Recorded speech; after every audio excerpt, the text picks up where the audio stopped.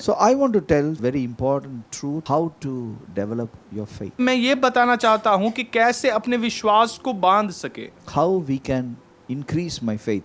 You may come to me and say, "Sir, I feel that I have to take over Bollywood, but I don't have a faith to go there.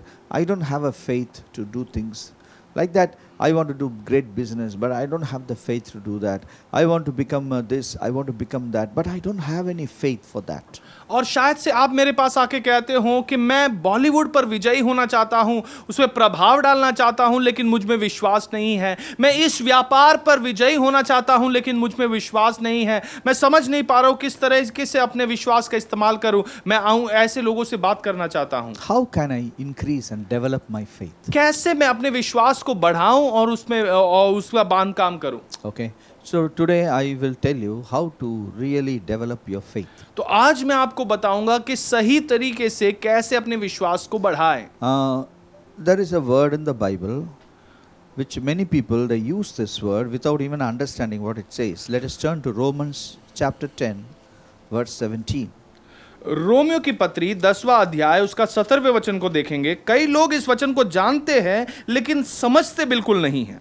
Okay, Romans, let us turn to, if you have your Bibles, the handbook of life, I want you to turn with me to Romans chapter 10 verse 17. और अगर आपके पास आपका Bible है जो जीवन का पाठ पुस्तक है, उसे आप खोले रोमियो के पत्री 10वां अध्याय 17वें वचन पे। Faith comes by hearing and hearing by the word of God. अतः विश्वास सुनने से और सुनना मसीह के वचन से होता है। Okay, faith cometh by hearing and hearing by the word of God. अतः विश्वास सुनने से और सुनना मसीह के वचन से होता है। Now, because it says you have to hear the word of God, hear preaching, so many people are listening to the faith preachers. और यहाँ पर लिखा है कि विश्वास सुनने से आता है, इसलिए कई लोग जो विश्वास के बारे में प्रचार करते हैं, ऐसे प्रचारक की सुनते हैं। So some very good preachers are there.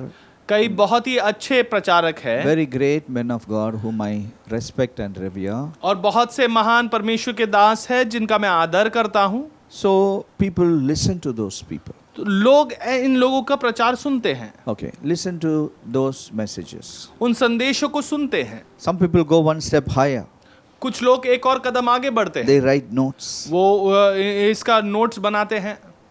Some people go even one step higher. और कुछ लोग एक और कदम आगे बढ़ते हैं। They read it again. वो उसे फिर से पढ़ते हैं। Because many people write and they don't read it. और क्योंकि कई लोग इसे लिखते हैं लेकिन फिर कभी पढ़ते नहीं हैं। I think they write for future generation to read. वो उनके भविष्य के जो पीढ़ी आने वाली है उनके लिए लिख कर रख रहे हैं। They don't read, they don't write, they don't read it again. वो उसे कभी वापस पढ़ते नहीं हैं। Some people read it again. कुछ लोग उसे वापस पढ़ते हैं। But still they are not having faith. लेकिन फिर भी अब तक उनमें विश्वास नहीं है। They are not able to do many things. वो सारी काम नहीं कर पा रहे हैं। Why? क्यों? Why? क्यों?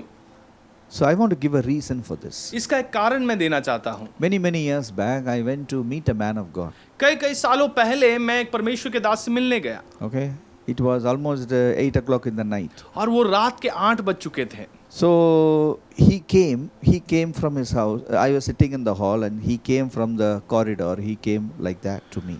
और मैं उनके घर पे इंतजार कर रहा था और वो कॉरिडोर से चलकर मेरी तरफ आ रहे थे। Behind him another man was coming. और उनके पीछे एक दूसरा आदमी भी चल रहा था। And he had a Bible. और उसके पास बाइबल था। And he was reading the Bible and coming. और वो बाइबल को पढ़ते पढ़ते उसके पीछे चलते आ रहा था। So this man of God was listening to that Bible and he was coming. और ये जो परमेश्वर के दास हैं, ये उस बाइबल के वचनों को सुन रहे थे और वो ऐसे चलते आ रहे थे। So I was very curious. I asked him, "Sir, why this man is reading the Bible and coming?" तो मैंने उनसे पूछा कि सर ये व्यक्ति क्यों ऐसे बाइबल पढ़ते आपके पीछे चलते आ रहा है। So he told me, see, Bible says, the word of God says in Romans chapter 10 verse 17 that faith comes by hearing. So I am hearing it 24 hours. Whenever I am awake, I have deputed one man to read the Bible like that loudly, and he will walk wherever I go, he will sit and read the Bible.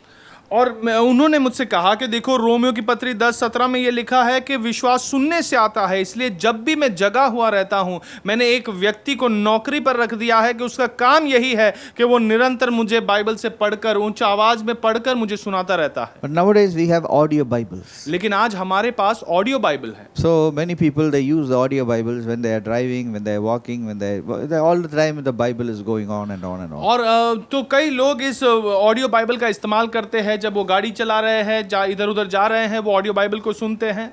Some people are artists, they write the word of God all over their house. All the walls are written beautifully, the word of God. और कई लोग तो बहुत वो artist है, वो कलाकार है, तो वो अपने दीवारों पर बहुत अच्छी हैंडराइटिंग पर वो ये वचनों को लिख कर रखते हैं। But still there is no faith. लेकिन फिर भी वहां विश्वास नहीं आया। Still there is a lot of fear. और फिर अभी भी बहुत डर है। So if you are having a question like that to me, today I want to give you an answer. अगर आपके पास ऐसा ही कोई सवाल है तो आज मैं आपको उत्तर देना चाहता हूं। Because the word of God says you need to hear to build your faith, it doesn't mean that you should hear to build your faith. और क्योंकि वचन में इस प्रकार लिखा है कि यहाँ विश्वास सुनने से आता है, उसका अर्थ यह नहीं कि केवल सुनने से आता है। Just by listening to faith preachers, you are not going to get faith. और केवल विश्वास के जो प्रचारक हैं उनकी बातों को सुनकर आप में विश्वास नहीं आने वाला है। I want to read to you Daniel chapter 11 verse 32. मैं आपको दानियल उसका 11वां अध्याय उसका 32वें वचन को पढ़कर सुनाना चाहता हूं। Daniel chapter 11 verse 32. I think you need to underline this word because it is going to give you the real secret of faith which can help you to change the world. Daniel का 11वां अध्याय उसके 32वें वचन को आप वहां निशान बनाकर रख दिए, क्योंकि ये आपको सिखाएगा विश्वास कैसे बढ़ाएं। People who know their God shall be strong and carry out great exploits. और जो लोग अपने परमेश्वर का ज्ञान रखेंगे वो हियाव बांधकर बड़े काम करेंगे। It is not hearing the word of God. वो केवल वचनों को, परमेश्वर के वचनों को सुनना नहीं है। It is not employing somebody to read the word all the time. और ऐसे नहीं कि आपने किसी व्यक्ति को नौकरी पर रखा है कि वो हमेशा आपसे पढ़कर सुनाते रहें। It is not using the audio Bible वो केवल ऑडियो बाइबल का इस्तेमाल करने से नहीं आता, or writing the word of God in front of your desktop and all the walls. या परमेश्वर के वचन को अपने डेस्कटॉप पे या अपने दीवार पर लिख के रखना नहीं। Now please understand, I am not against any of these systems. और मैं इस बात को समझे कि मैं इन कोई व्यवस्थाओं के विरुद्ध नहीं हूं। I am not criticizing them, but the truth is this, that the crux of the matter is what you know about God. और मैं उनकी निंदा भी नहीं कर रहा हूं, लेकिन हकीकत की बात यह है कि आप परमेश्वर के विषय क्या जानते हो। So hearing these words should open your eyes so that you can know who God is. तो इन वचनों को जब आप सुनते हो तो आपकी आंखें खुल जाए ताकि आप जान ले कि परमेश्वर कौन है। One day I was listening to the audio Bible. एक दिन मैं ऑडियो बाइबल सुन रहा था। When I was just listening to the audio Bible, suddenly some problem came and I was talking about that problem, thinking about the problem. By the time the audio of Bible finished 3 chapters. और कुछ परेशानी वहां पर आई तो मैं उस परेशानी के विषय सोच रहा था, उसके बारे में हल ढूंढ रहा था। उस समय में बाइबल जो मेरे कानों में ऑडियो बाइबल चल रही थी वो 3 अध्याय पूरे हो चुके थे। What is the use of audio Bible? अब इस ऑडियो बाइबल का क्या उपयोग है? It is not even powerful enough to stop that challenge and throw that challenge out of my mind and listen to the audio Bible. उसमें इतनी भी सामर्थ्य नहीं थी कि मेरे सामने जो चुनौती आई उस पर प्रभावशाली बने और उसको मेरे सामने से निकाल कर वो मेरे जीवन में कार्य करे। See, today don't work on doing, you always work on knowing. और आज केवल करने में आप काम ना करते रहे, बल्कि अपना पूरा परिश्रम आप इस बात को जानकारी हासिल करने में करें। Many people they work on doing, but I think you need to shift the focus and you should work on knowing God. कई लोग केवल करने में अपना ध्यान बटाए रखे हैं, लेकिन आज आपको अपने ध्यान वहां से निकाल कर करने में नहीं बल्कि परमेश्वर को जानने में आप लगाएं। That is the difference between religion and relationship. Religion always focuses on doing. और यही तो फर्क है धर्म और रिश्ते में।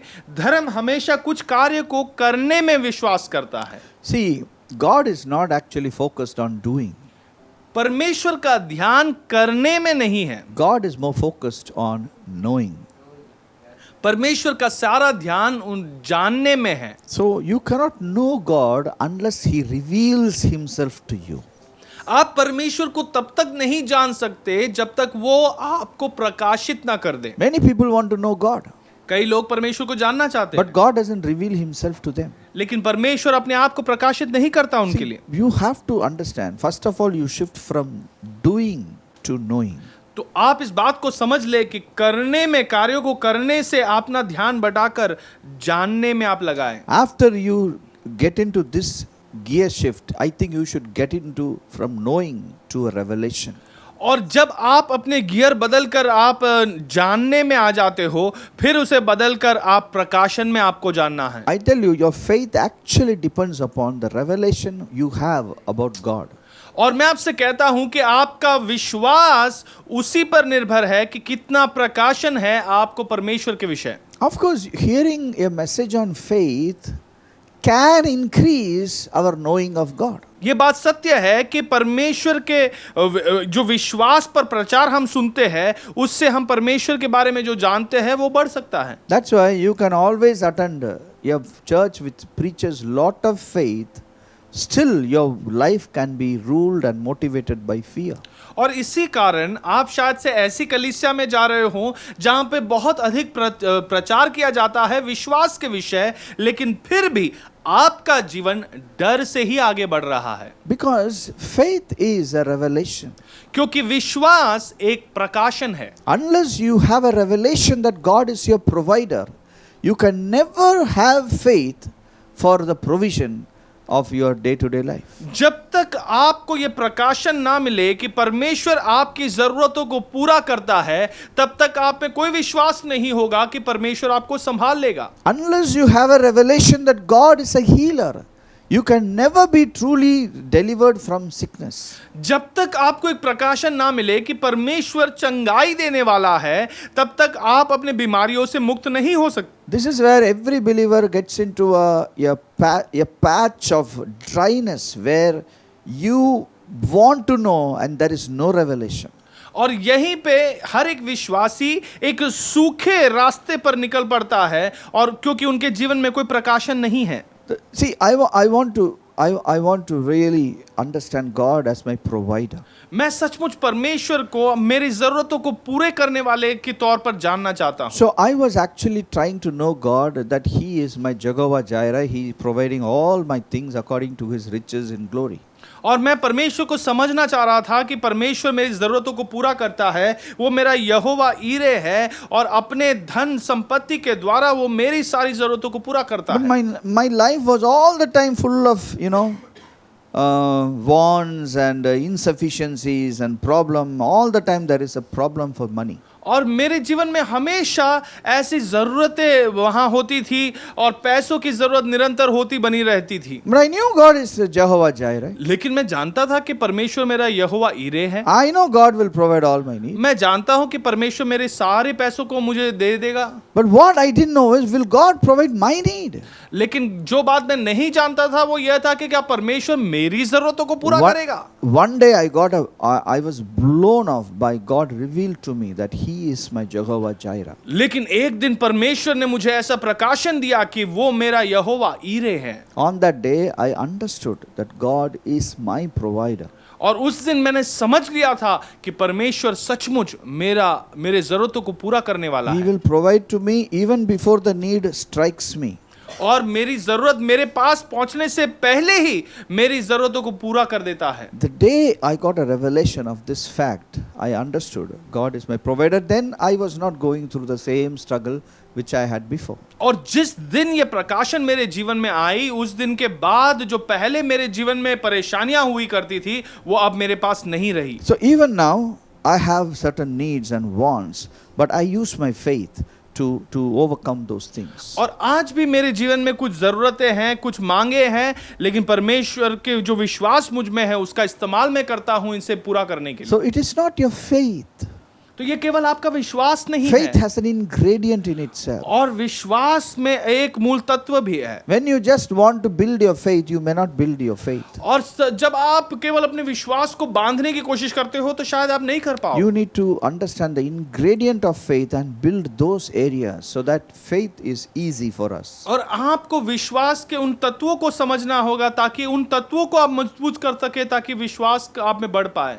It is not just knowledge of God. ये केवल परमेश्वर के विषय ज्ञान नहीं है। See, after knowledge there is something called understanding. और इस ज्ञान के बाद समझ का आना जरूरी है। You will understand God. आप परमेश्वर को समझ पाओगे। It is a different understanding you walk with God. ये एक दूसरी समझ है जिसमें आप चल पाते हो परमेश्वर के साथ। That brings in your maturity and leadership. और ये आपको और आगे बढ़ाता है और आपको एक अगुवा भी बनाता है। So if you are young, you are struggling in the area of your faith, I want to encourage each one of you.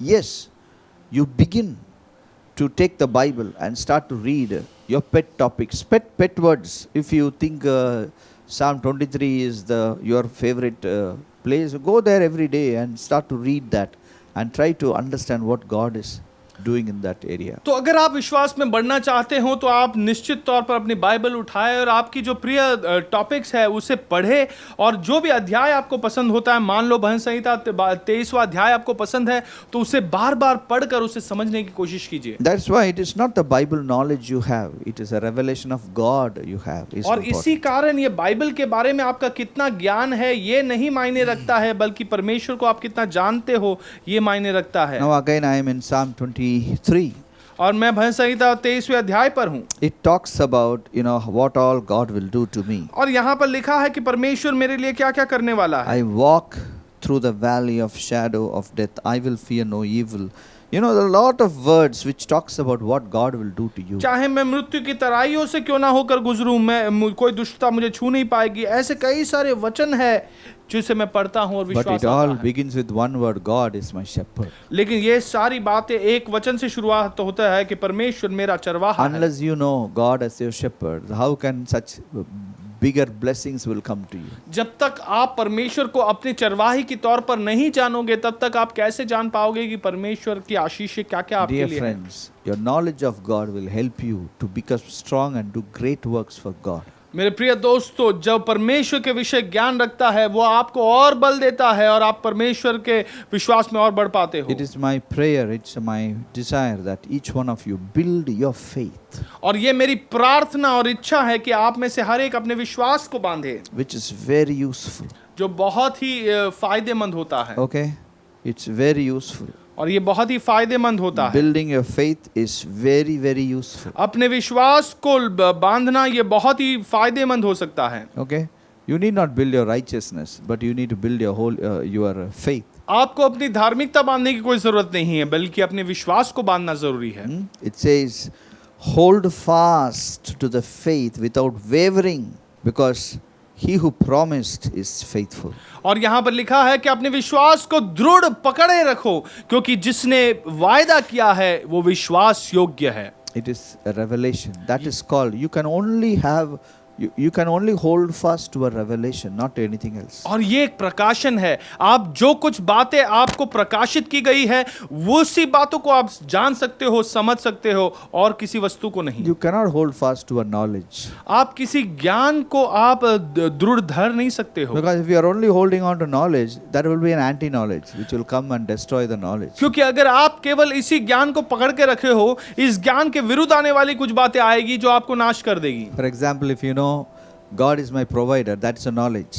और अगर उदाहरण के तौर पर अगर आप जानते हो कि परमेश्वर आपकी जरूरतों को पूरा करता है तो ये एक ज्ञान है। The devil will come and tell you, hey, God is not your provider. शैतान आके आपसे कहेगा कि परमेश्वर तुम्हारी जरूरतों को पूरा नहीं So करेगा। people battle between faith and fear. और लोग का युद्ध चालू होता है विश्वास और डर के बीच में। But if you have a revelation, लेकिन आप में अगर प्रकाशन I है, will be the head only. मैं केवल सिर बना रहूंगा। I tell you, you will throw every one of your wicked boss and you will take his place. और आप अपने सारे दुष्ट मालिकों को फेंक कर आप उस स्थान को ग्रहण करोगे। If you know the revelation that I can do all things through Christ who gives me strength, you can really do all things. You can become the prime minister of this nation. अगर आप में सचमुच ये प्रकाशन है कि मैं वो सारी बातें मसीह जो मुझ में ताकत देता है, मुझे बल देता है, उसके द्वारा पूरा कर सकता हूं, तो निश्चित तौर पर आप चाहो तो इस देश के प्रधानमंत्री भी बन सकते हो। You can do anything. You can overthrow the richest man of this city, and you can take over his business and employ him as your driver of your car.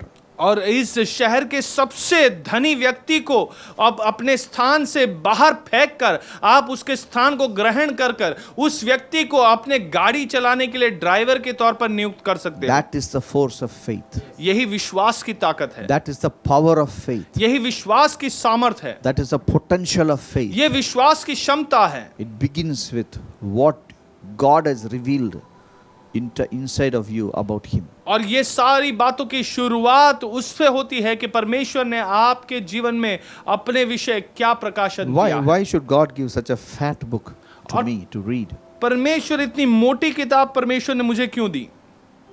Because he wants me to read it, to know him, and as I know him, I will have a revelation of him. क्योंकि परमेश्वर चाहता है कि मैं उसे पढ़ूं, इसे पढ़कर उसे जान पाऊं, और जैसे मैं उसे जानता हूं उसका एक प्रकाशन मुझे मिले।